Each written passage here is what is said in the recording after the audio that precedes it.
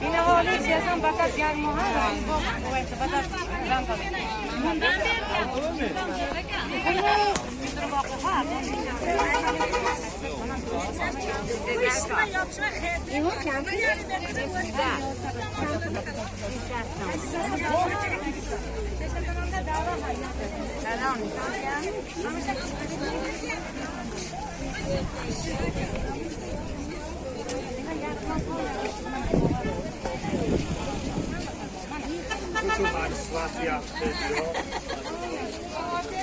Hayır, böyle diyorlar. Değil, herkes evde.